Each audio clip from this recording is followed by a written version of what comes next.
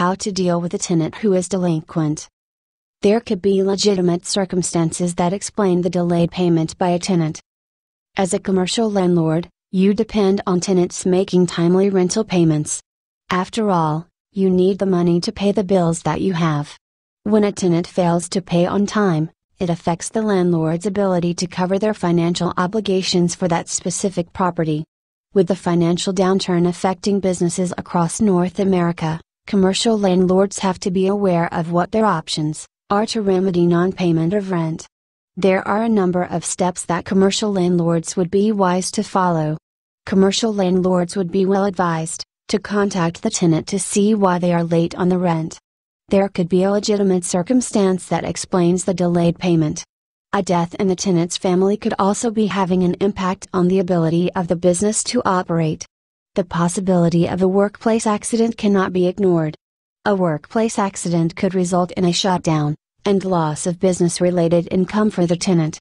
By contacting the tenant, the landlord has an opportunity to make arrangements with the tenant to correct the payment problem.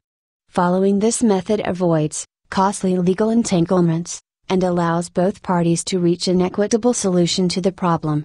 The other benefit is that the landlord also avoids the cost involved with advertising, interviewing and approving a new tenant. Distrain is a term that means seizing the tenant's property to recover rental arrears. Seizing a tenant's chattels is a complex process for a landlord to undertake. This process needs to be carefully undertaken in order to make sure that the tenant's right to use and enjoy the premises is not breached by the process. The landlord is required to provide the tenant with notice, informing the tenant of the intention to dispose of chattels, to cover the rental arrears that are owed.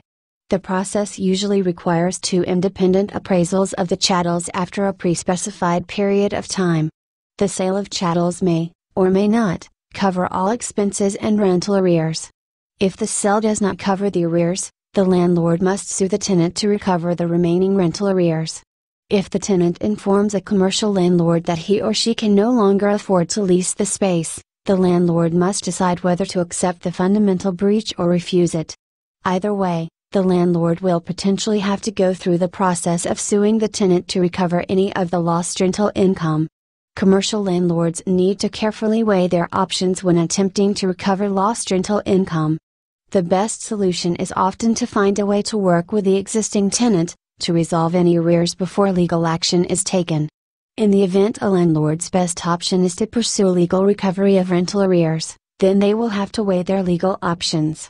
Thanks for listening. Find more tips and training on our YouTube channel at bettergrouprealestate.com.